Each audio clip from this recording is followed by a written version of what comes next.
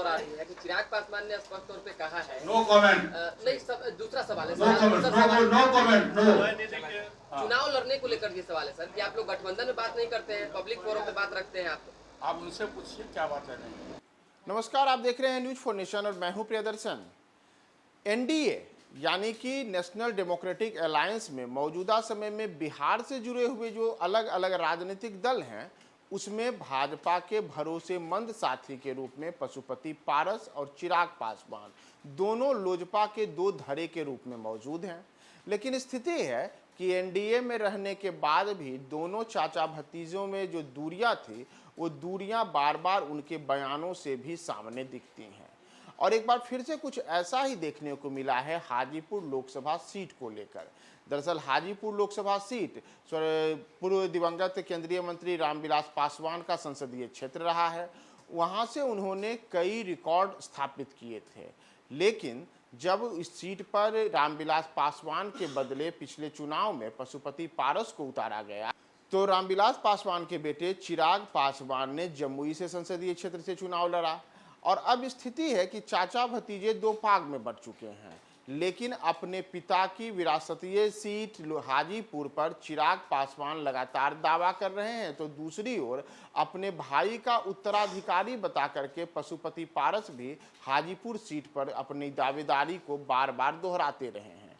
तो भले ही एनडीए में चाचा भतीजे एक साथ आ गए हैं, लेकिन उनके बीच हाजीपुर सीट को लेकर के जो रस्साकसी और तनातनी का खेल है वह जारी है। और आज एक बार फिर से यही देखने को मिला पशुपति पारस के प्रेस कॉन्फ्रेंस के दौरान, जब पशुपति पारस से यह सवाल किया गया कि हाजीपुर संसदीय क्षेत्र से कौन चुनाव लड़ेगा, क्या आप फिर से वहां से चुनाव लड़ेंगे या फिर आपके भतीजे चिराग पासवान वहां पर अपनी दावेदारी ठोक रहे हैं, तो आप चिराग के लिए सीट छोड़िएगा।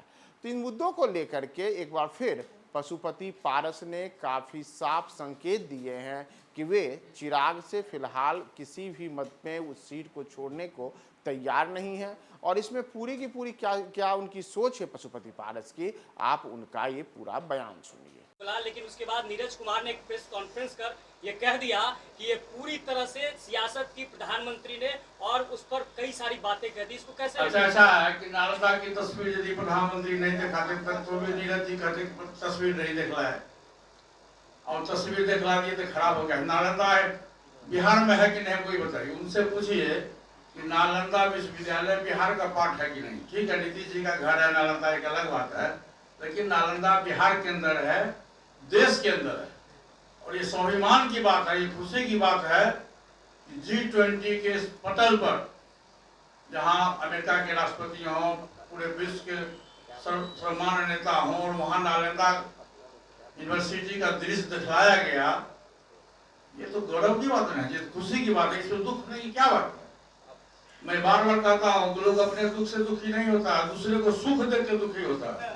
तो अच्छा खाना क्यों खाता है, यही बात बिहार में है। प्रधानमंत्री का कद दिन प्रतिदिन आगे बढ़ रहा है, विश्व गुरु के नाम से माने जा रहे हैं। आप उस दिन आपने देखा था प्रधानमंत्री का, जब अध्यक्षता प्रधानमंत्री कर रहे थे, जैसे हम लोग पढ़ते थे गांव में, तो टेबल पर ऐसे ऐसे करके कर रहे थे ना जी,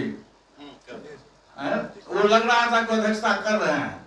तो इससे विपक्ष के लोग जो है उसको जलन होती है। इसलिए है मेरा आग्रह है कि जलन छोड़ें, बिहार के विकास की बात करें। ये चीजें एक चीज और आ रही है कि चिराग पासवान ने स्पष्ट तौर पे कहा है। No comment. नहीं, दूसरा सवाल है। No comment, no. चुनाव लड़ने को लेकर ये सवाल है सर कि आप लोग गठबंधन में बात नहीं करते हैं, पब्लिक फोरम पे बात रखते हैं आप उनसे पूछिए क्या बात है। नहीं। उदयनिधि जो सनातन के खिलाफ बयान दिए थे, उस पर अभी कोई ठोस कार्रवाई नहीं हुई, क्या कहेंगे? देखिए, उनके खिलाफ में कोर्ट में मामला गया है, काफी लोग उनके खिलाफ में हाई कोर्ट में अपील किए हैं कि उन्होंने सनातन धर्म के खिलाफ में अपनी बयानबाजी की है। सनातन धर्म के खिलाफ में जो बयानबाजी स्टालिन जी का हुआ है वो 100% असंवैधानिक है और मर्यादा के विपरीत है। इसलिए उनको पूरे देश के लोगों से क्षमा मांगना चाहिए। Thank you.